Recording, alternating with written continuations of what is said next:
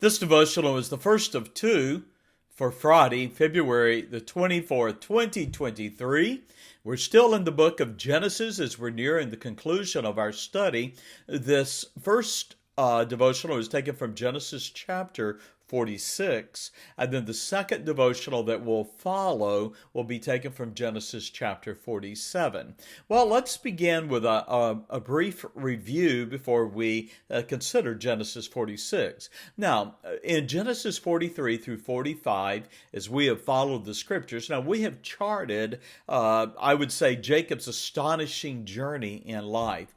His spiritual walk, if you would, that evidenced a changed heart, a changed life, from the man that was known as Jacob the trickster to Israel, God wrestles, for he was a man who had power with God. And so when we hear the name Israel, we are talking about Jacob, but not the old Jacob, the new man. Well, though blessed by the Lord, Jacob's life, Israel, had not been without disappointments and sorrows that invariably afflict us all.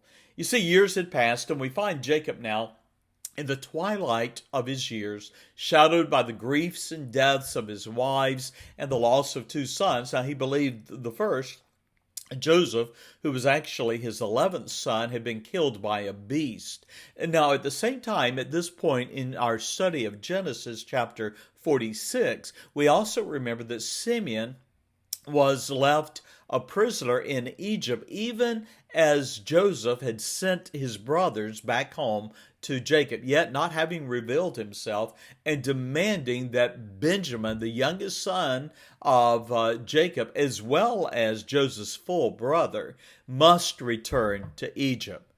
Well, Jacob sent his son, Benjamin, along with the other sons, to return to Egypt.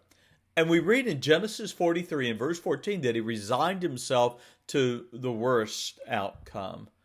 Well, one day, Jacob, now old and frail, waited to hear from his sons. And then he saw a caravan in the distance. And his sons arrived, greeting him, bringing news from Egypt that caused the old man's heart to nearly stop. For they said what they had just seen and heard themselves. Genesis 45, verse 26 and 27. They said, Joseph is yet alive. He is the governor. He is the ruler over all the land of Egypt. Well, though old and frail, the news that Joseph was alive revived the old man's spirit.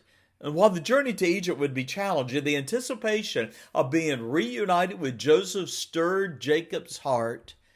In fact, we read in chapter 45 and verse 28 that Jacob looked forward to death with the contentment of a man whose life had been satisfied.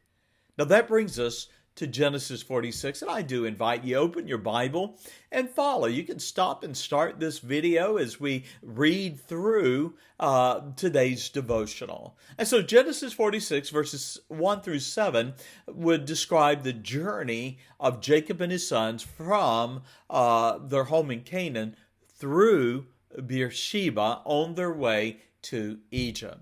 Now, where was Beersheba? Well, it was located at the southernmost point of Canaan before one crossed into the Arabian Peninsula on the path, the ancient trail that would lead to Egypt. Now, this place held a significant place in Jacob's life. Now, Israel, Jacob again, began his journey to Egypt, but not before going to Beersheba, where he offered sacrifices to the God of his father, Isaac.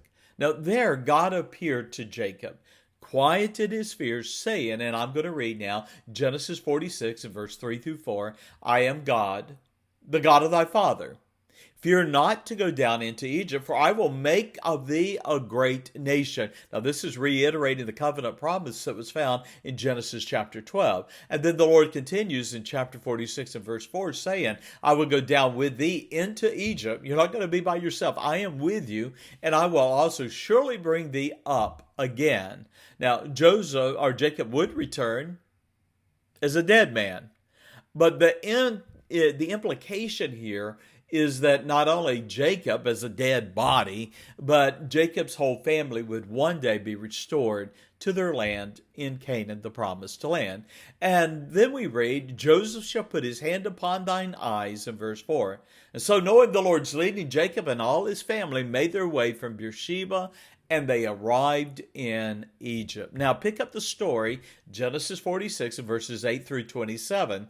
And I would describe this as Jacob's family roster, the 12 sons of Jacob that we know as the nation of Israel. Now, I'm not going to go through all the names, but I would encourage you don't skip over them as I'm having to do to limit the length of this devotional. But I would make a point of summary. Although there were 66 men identified, or altogether there were 66 men identified who traveled to Egypt. Now, including Jacob, Joseph, and his sons Manasseh and Ephraim, Jacob's lineage now numbered 70 souls as you look at verse 27. And then that brings us to this wonderful record of the reunion of Jacob, known as Israel now, with his son Joseph. Now that's Genesis 46, verse 28 through 34. And so traveling with a large family, including livestock and belongings, made for a slow, difficult journey. Well, when they arrived in Egypt, Jacob sent Judah, his fourth-born son, to Joseph. And we read in verse 29 this wonderful description that Joseph then made ready his chariot, and he went up to meet Israel his father to Goshen, and presented himself unto him. And he fell on his father's neck, and he wept on his neck a good while. Can you imagine this moment, this embrace of a father and the son that he had been separated from so many years, and the tears of joy that coursed down their cheeks as 22 years of separation were suddenly bridged by the love of a father and a son. In Genesis 46 and verse 30, we read, Then Israel, that is Jacob, said unto Joseph, Now let me die, since I have seen thy face, because thou art yet alive.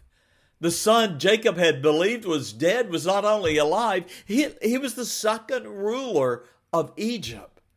Now, we also learn in Genesis 46 and verse 34 that the Egyptians looked upon shepherds with loathing, unclean, and therefore Joseph wisely prepared his family for their interview with Pharaoh in verse 31. Now, knowing his brothers had also tended cattle, Joseph counseled them to answer questions concerning their trade, saying, Thy servants, for chapter 46, 32 through 34, thy servants' trade hath been about cattle from our youth. And indeed it had been, even though the principal work was that of being a shepherd.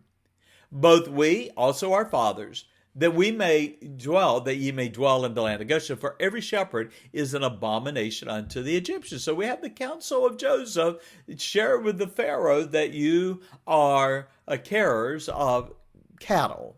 Indeed they were. The principal occupation was that of the shepherd. Now, Joseph's love and care for his father were commendable, as they should have been. Although he was the ruler of Egypt, there was no greater privilege than to be the son of Israel, a man who had power with God. Again, I invite you, as you subscribe to this YouTube channel, to also subscribe to heartofashepherd.com. There you'll find some discussion questions at the end of today's devotional. Thank you for joining me. There will be a second devotional that will follow today, and it will include a study of Genesis chapter 47. God bless you, and have a great day. Bye-bye.